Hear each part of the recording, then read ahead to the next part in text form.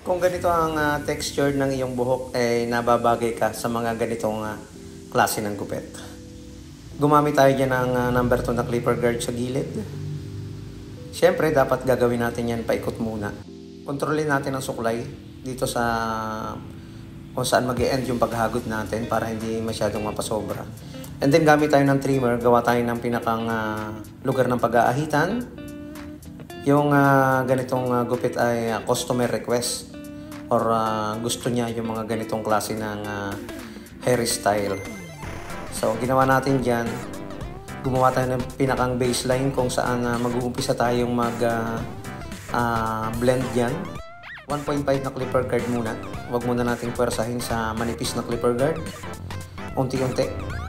Magsishadow yung patilya niya dyan, and then magsishadow rin yung pagkaka-fade natin dito sa likod sa tigkabilang side. Ayun. Pwede pa rin natin siyang tawagin na shadow taper. Medyo mataas lang ng konti yung pagkaka-fade na gagawin natin.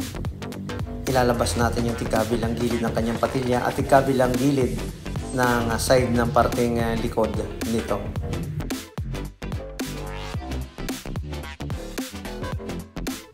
And then tanggalin natin yung clipper guard. I-balance natin yung pag-fade nito o yung pag-blend para mawala yung baseline na ating ginawa. Simpleng pamamaraan pero okay na okay yung magiging resulta at nababagay sa ganitong klaseng texture ng buhok. Pwede tayong gumamit ng gunting, bawasan natin yung mga medyo makakapal na bahagi. Kasi yung mga ibang buhok dyan, sumusuksok yung tubo or pabagsak yung tubo niya.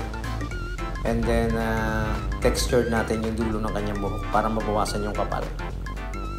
Basahin muna bago ahitan. At iporma natin sa pag-aahit para lumutang yung gupit natin ginawa para sa kanya.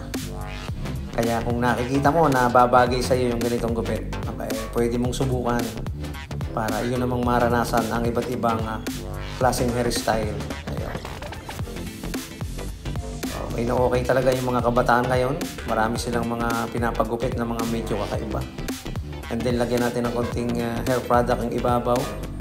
Kung kinakailangan natin i-blower para medyo matuyo yung hair pomade na nilagay natin, blower natin ng konti. At ayusin.